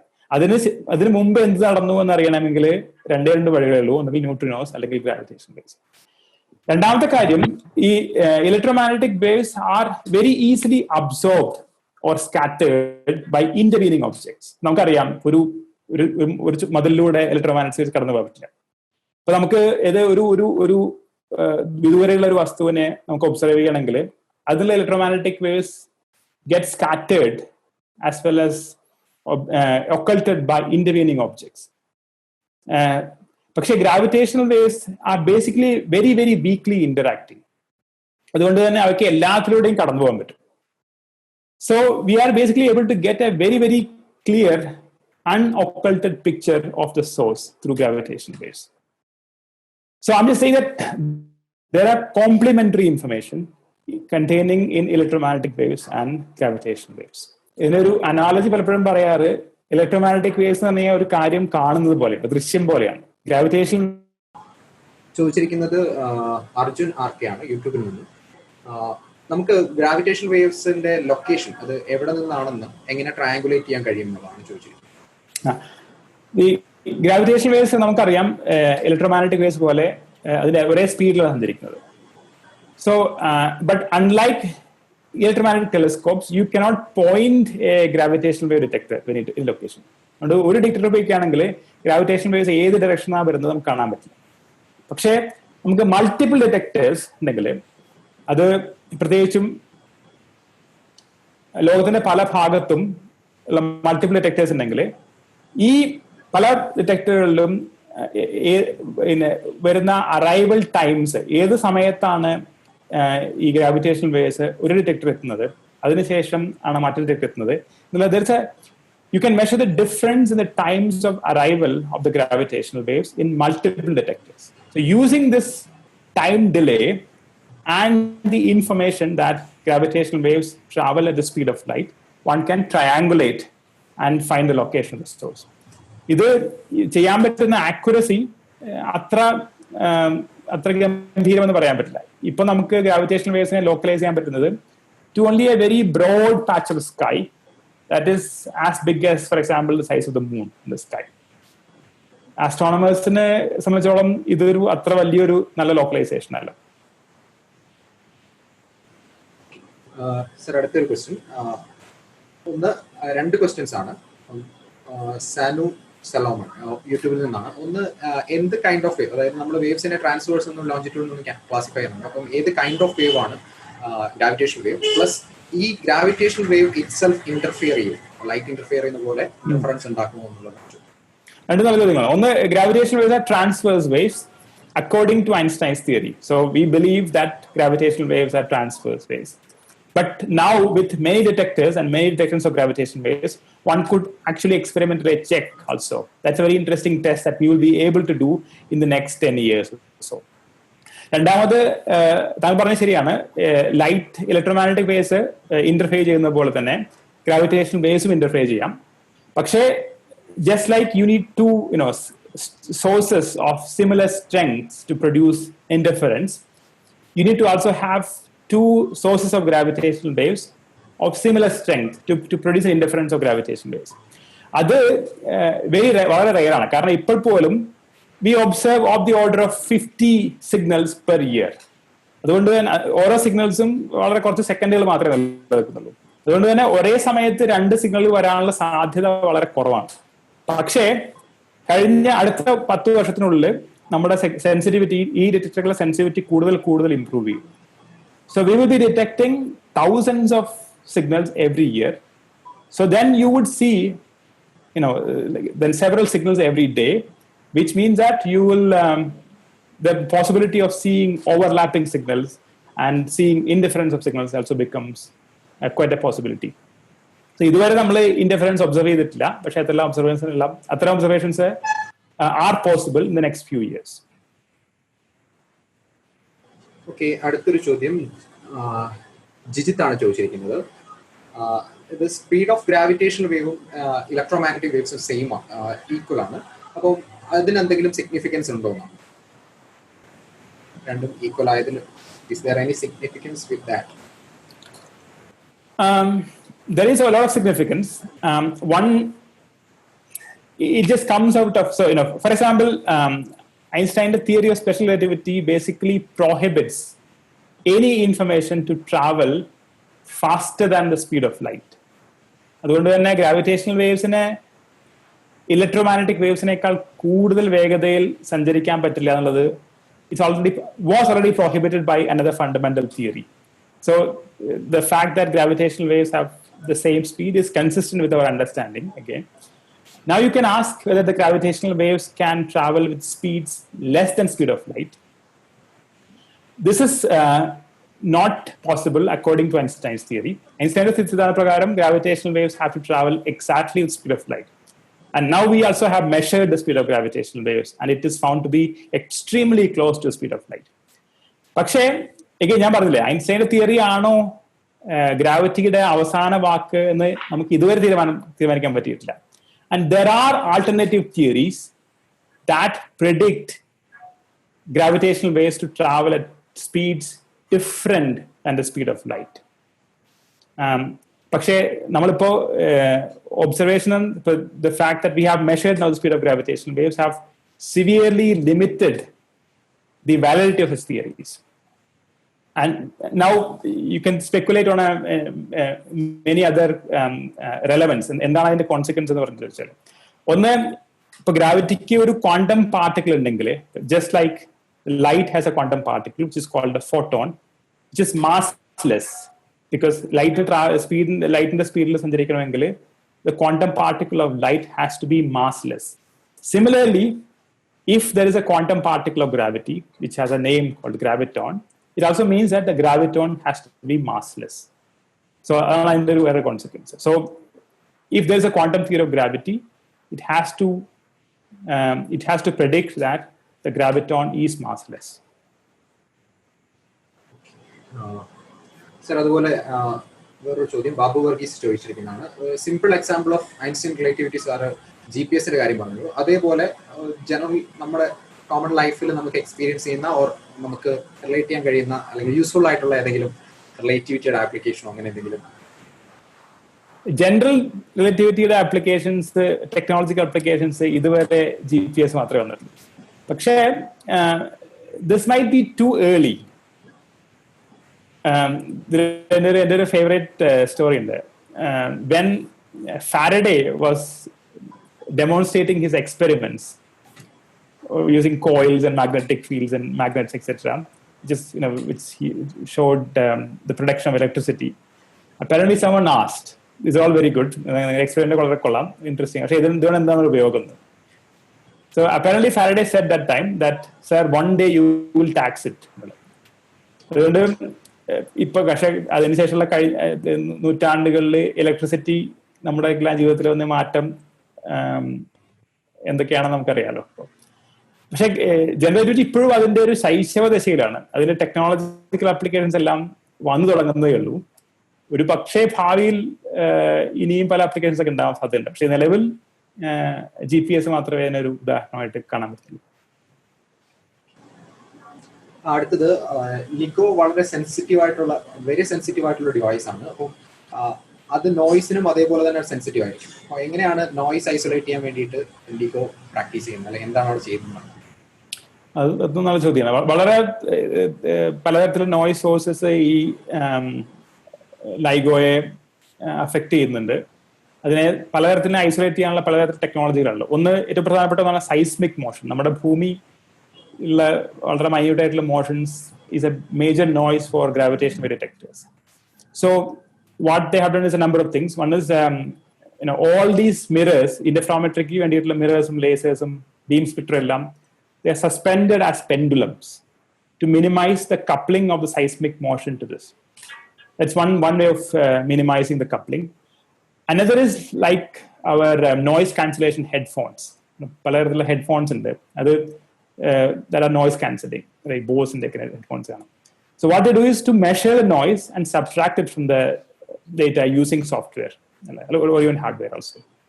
But അത്തരത്തിലുള്ള noise isolation mechanism ഉണ്ട്. ഒന്ന് seismic motion. You measure the seismic motion using seismometers and you basically shake the base of the mirrors to compensate for the seismic motion.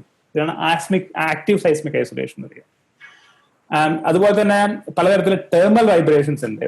ആ thermal vibrationsനെയൊക്കെ minimise ചെയ്യാൻ വേണ്ടിയിട്ട് you have to make very very high quality glass to make the mirrors. They're made of fused silica. There are also quantum effects. The fact that light is a particle, it basically limits the measurement of the detector, which is called a quantum short noise. ഇതിനെ basically ചെയ്യാവുന്ന ഒരേ ഒരു കാര്യം laser power increase ചെയ്യുന്നത്. You basically increase the number of photons. There are several other effects also, like if you increase the pressure of the number of photons or the pressure of the noise, the pressure of the laser, it also creates another noise, which is called radiation pressure noise. Basically, that would push the mirror, creating a noise in the mirror also.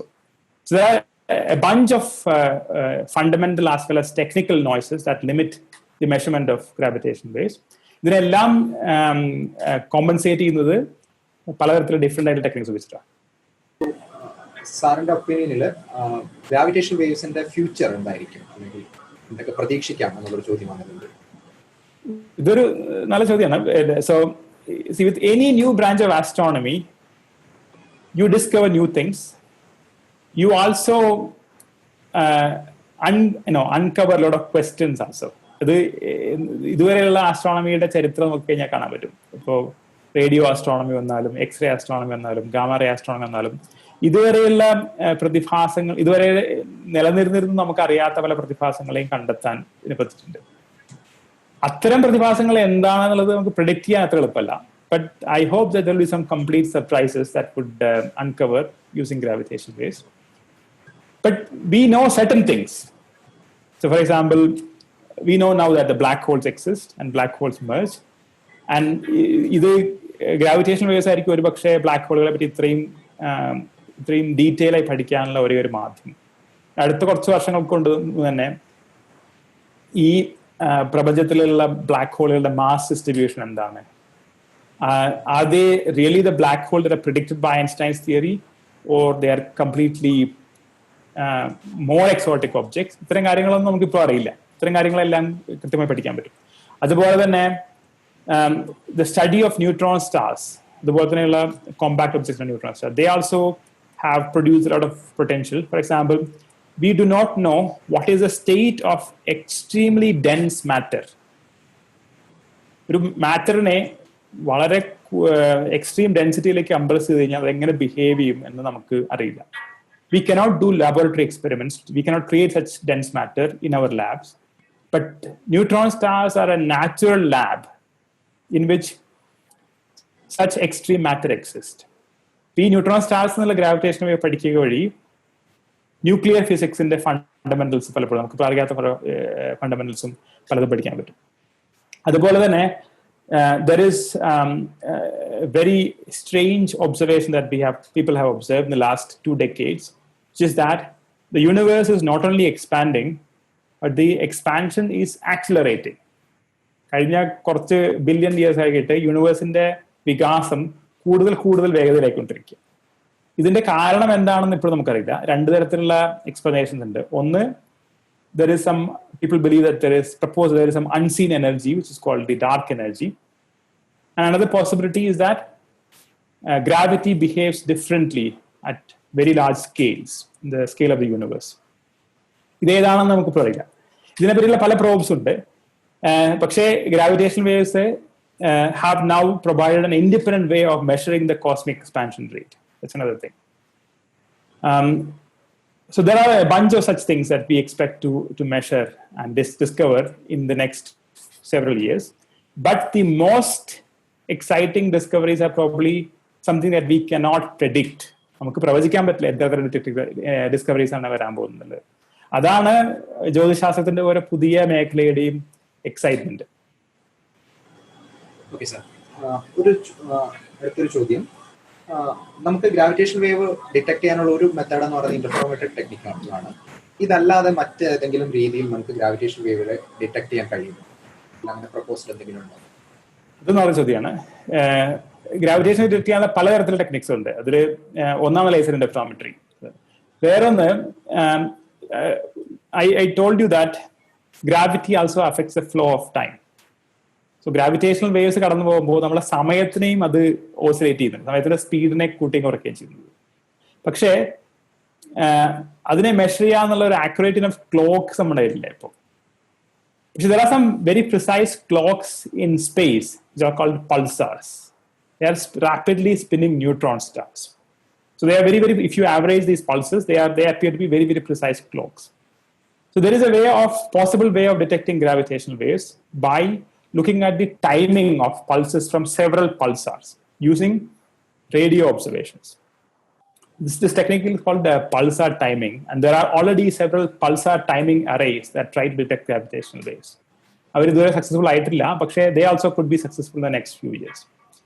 Another possibility is looking at the polarization of the cosmic microwave background. പ്രപഞ്ചത്തിന് ഏറ്റവും, ഞാൻ പറഞ്ഞില്ലേ ഒരു വാൾ ഉണ്ട് എന്നുള്ളത്. നമുക്ക് പ്രപഞ്ചത്തിലെ ഏറ്റവും ആദ്യത്തെ വെളിച്ചം, ലൈറ്റ് ഒബ്സർവ് ചെയ്യാൻ പറ്റുന്നത് is a light produced about 300,000 years after the Big Bang. And this light is called the cosmic microwave background radiation. ഇത് കഴിഞ്ഞ 40-45 വർഷമായിട്ട് കോസ്മോളജിസ്റ്റുകൾ വളരെ പ്രിസൈസ് ആയി മെഷർ ചെയ്തിട്ടുണ്ട് ഇതിന്റെ.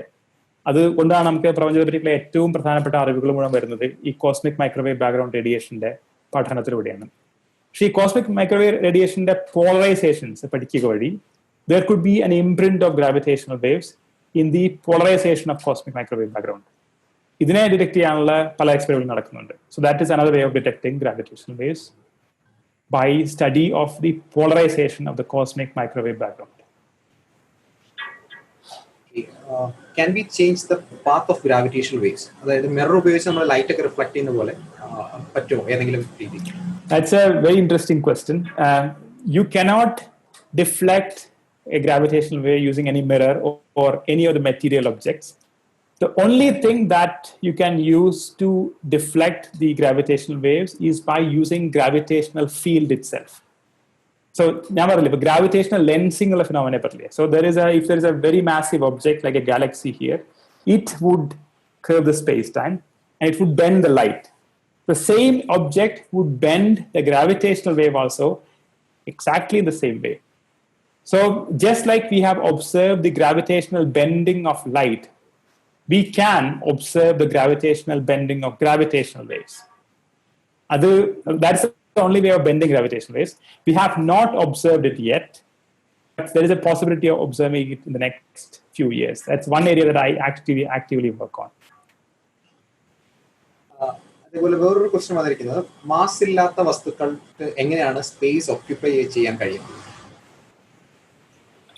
Mass illatta vastukal, so there are the only massless objects that we know are things like photon, and you cannot stop a photon. Like photon has to travel at the speed of light. So the massless object has to travel at the speed of light. Unless you can form some very, very clever traps, you cannot stop a massless object. Then അനന്ത പത്മനാഭൻ ചോദിക്കുന്ന ഒരു ചോദ്യം, sir ഇപ്പോൾ കുറേയധികം ന്യൂസുകൾ നമ്മൾ black ഹോളിനെ കുറിച്ചും gravitation വേവിനെ കുറിച്ചൊക്കെ നമ്മുടെ സോഷ്യൽ മീഡിയയിലും അതേപോലെ തന്നെ നമ്മുടെ ലോക്കൽ മീഡിയകളിലൊക്കെ വരുന്നത് ശ്രദ്ധിച്ചിട്ടുണ്ട്. പലപ്പോഴും ബ്ലാക്ക് ഹോളിനെയൊക്കെ വളരെ മോൺസ്റ്റർ ആയിട്ടൊക്കെ ഡെപിക്ട് ചെയ്യുന്ന രീതികളും ഒക്കെ. അപ്പം അത്തരം കാര്യങ്ങൾ സാർ നോട്ട് ചെയ്തത് എന്തൊക്കെയാണ്? എങ്ങനെ അതിനെ അനലൈസ് ചെയ്യുന്നുണ്ട്? നമ്മുടെ മീഡിയ എങ്ങനെ റിപ്പോർട്ട് ചെയ്യുന്നു? Both social media and regular medias. അതെ, ബ്ലാക്ക് ഹോളിനെ പറ്റിയിട്ടുള്ള ഒരു കോമൺ എന്താ പറയുക മിസ്കൺസെപ്ഷൻ എന്ന് പറഞ്ഞാൽ എല്ലാ സാധനങ്ങളെയും അകത്തേക്ക് വലിക്കുന്ന ഒരു മോൺസ്റ്റർ ആണെന്നുള്ളത്. പക്ഷേ ഈ അകത്തേക്ക് വലിക്കാൻ സംഭവിക്കുന്നത് ബ്ലാക്ക് ഹോളിന് ചുറ്റുമുള്ള വളരെ ചെറിയൊരു റേഡിയസിൽ മാത്രമേ സംഭവിക്കൂ. ദാറ്റ്സ് ഫോർ എക്സാമ്പിൾ, ഒരു ബ്ലാക്ക് ഹോൾ, സൂര്യന് അത്രയും ഭാരമുള്ള ഒരു ബ്ലാക്ക് ഹോളിന്റെ ഒരു 3 കിലോമീറ്റർ ചുറ്റുമുള്ള ഒരു വ്യാപ്തത്തിൽ മാത്രമാണ് ഈ പറഞ്ഞ ഈ എന്താ പറയുക one way membrane, one way road എന്നുള്ള പ്രശ്നമുള്ളൂ. അല്ലെങ്കിൽ you can actually go in principle as close to this 3 kilometre and come back. അതിന് ദൂരെയുള്ള വസ്തുക്കളെ സംബന്ധിച്ചോളം black hole is completely harmless. നമ്മുടെ സൂര്യന്റെ സൗരയൂഥത്തിന് നടുക്ക് സൂര്യന് പകരം അതേ ഭാരമുള്ള ഒരു ബ്ലാക്ക് ഹോളാണ് കൊണ്ടുവയ്ക്കുന്നതെങ്കിൽ പ്ലാനറ്റ്സിന്റെ മോഷണമൊന്നും യാതൊരു തരത്തിലുള്ള വ്യത്യാസം ഉണ്ടാകുന്നില്ല. So for all practical purposes black hole are completely harmless objects. അതുകൊണ്ട് തന്നെ ബ്ലാക്ക് ഹോളുകൾ ലോകത്തെ മുഴുവൻ, പ്രപഞ്ചത്തെ മുഴുവൻ വിഴുങ്ങുന്നുള്ള പേടിയൊക്കെ ഇതേപറ്റിയുള്ള ധാരണ ഇല്ലായ്മയുണ്ടായതാണ്. അത് പലപ്പോഴും സംഭവിക്കുന്നത് കുറച്ച് മുറിവൈദ്യന്മാർ ഇത് പ്രയോഗിക്കുമ്പോഴാണ്. ചില കാര്യങ്ങൾ അറിയുകയും നമ്മളുടെ അറിവില്ലായ്മയെ പറ്റിയുള്ള ഒരു അറിവ് വളരെ കുറയുകയും ചെയ്യുന്ന സമയത്താണ് അറിവില്ലാത്ത, നമുക്ക് വേണ്ടത്ര വൈദഗ്ധ്യമില്ലാത്ത ഒരു കാര്യങ്ങളെ പറ്റിയിട്ട് ആധികാരികമായിട്ടുള്ള സ്റ്റേറ്റ്മെന്റ് നടക്കും.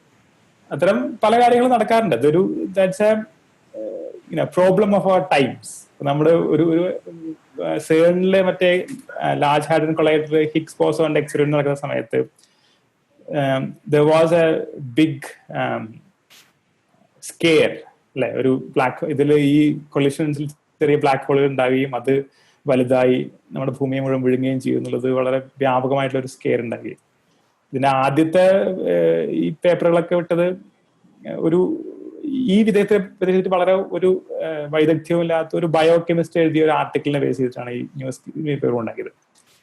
അത് പലപ്പോഴും മാധ്യമങ്ങൾക്ക് ചില രീതിയിലേക്ക് അതിനെ കൺട്രോൾ ചെയ്യാൻ പറ്റും. ഒന്ന്, ഒരു വാർത്ത റിപ്പോർട്ട് ചെയ്യുമ്പോൾ ആ മേഖലയിൽ വൈദഗ്ധ്യമുള്ള ഒരാളെ കൊണ്ട് ക്രോസ് ചെക്ക് ചെയ്യുക എന്നുള്ളത് മാധ്യമങ്ങൾക്ക് ചെയ്യാവുന്ന ഒരു കാര്യമാണ്. അത്തരം ചെയ്യുകയാണെങ്കിൽ അത് ഏത് തരത്തിലുള്ള വിഷയമാണല്ലോ, സയൻസ് മാത്രമല്ല, അത്തരം ഒരു ചെറിയ എഡിറ്റോറിയൽ ഇന്റർവെൻഷൻ മാധ്യമങ്ങൾക്ക് ചെയ്യാൻ പറ്റുമെങ്കിൽ ഇത്തരം സ്കെയറുകളെയും വ്യാജ പ്രചരണങ്ങളെയൊക്കെ ഒരു പരിധി വരെ കുറയ്ക്കാൻ പറ്റും. ഓഫ്കോഴ്സ് ഇപ്പോൾ സോഷ്യൽ മീഡിയ എന്ന് പറഞ്ഞാൽ ഒരു തരത്തിലുള്ള കൺട്രോൾ ഇല്ലാത്തൊരു മീഡിയയാണ്.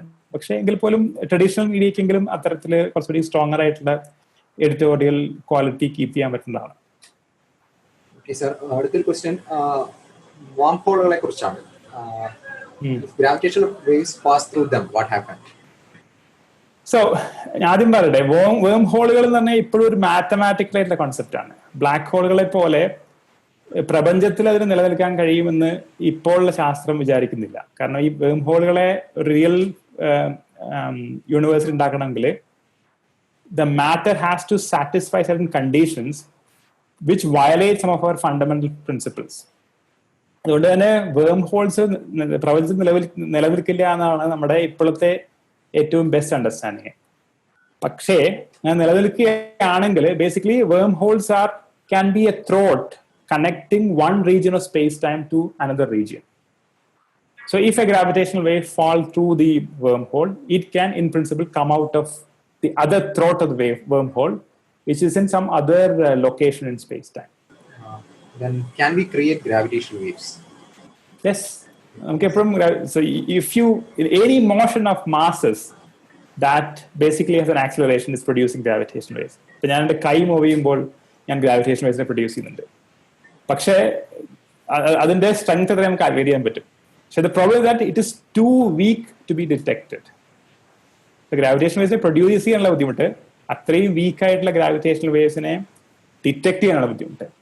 അങ്ങനെ അത്രയും വീക്കായിട്ടുള്ള ഗ്രാവിറ്റേഷണൽ വേവ്സിനെ ഡിറ്റക്ട് ചെയ്യാനുള്ള ഒരു ടെക്നോളജി നമ്മൾ കണ്ടുപിടിക്കുകയാണെങ്കിൽ one could actually use these for communication and so on, just like electromagnetic waves, radio waves. Sir, one last question. അത് കുറേ ക്വസ്റ്റ്യനിൽ കണ്ടതാണ്. ഒന്ന്, GPS-നകത്ത് സാർ നേരത്തെ പറഞ്ഞതുപോലെ ജനറൽ റിലേറ്റിവിറ്റിയുടെ കണ്ടന്റ് വരുന്നുണ്ട്, അതായത് ഗ്രാവിറ്റേഷൻ കാരണമുള്ള ടൈം ഡൈലേഷൻ.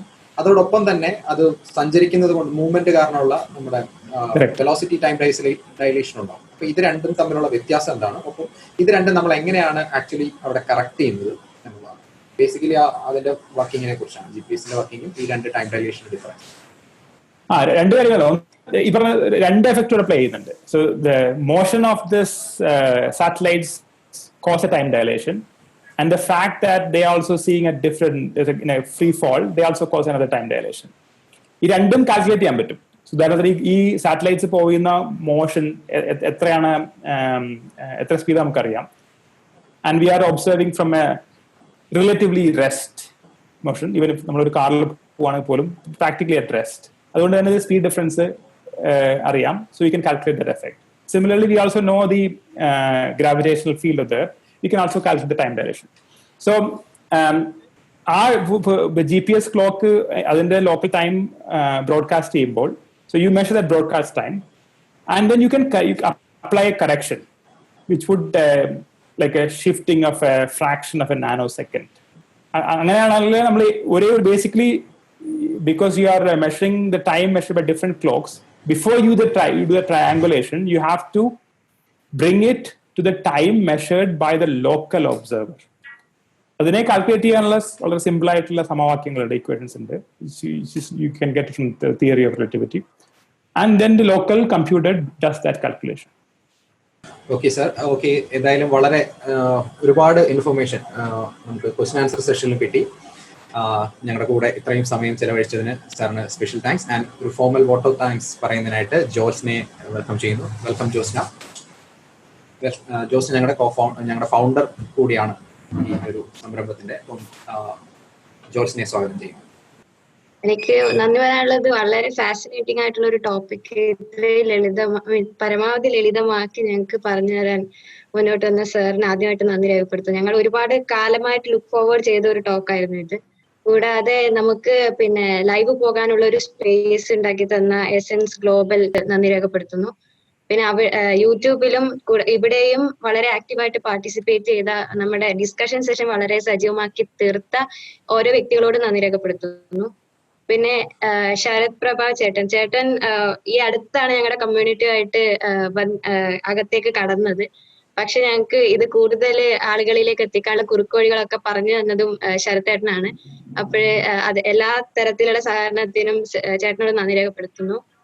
പിന്നെ ലാസ്റ്റ് ആയിട്ട് പറയാണെന്ന് വിചാരിക്കരുത്, പക്ഷെ ഞങ്ങളുടെ കമ്മ്യൂണിറ്റിയിലെ ഓരോ അംഗങ്ങളും ഈ ഒരു ടോക്കും ഈ ഒരു പരിപാടിയൊക്കെ വളരെ നന്നായിട്ട് കൊണ്ടുപോകാൻ വേണ്ടിയിട്ടുള്ള പല രീതിയിലുള്ള സഹായങ്ങൾ ചെയ്തിട്ടുണ്ട്. അവർ ഓരോരുത്തരെയും ഓർത്തുകൊണ്ട് നന്ദി രേഖപ്പെടുത്തുന്നു. I think we can wind up the session.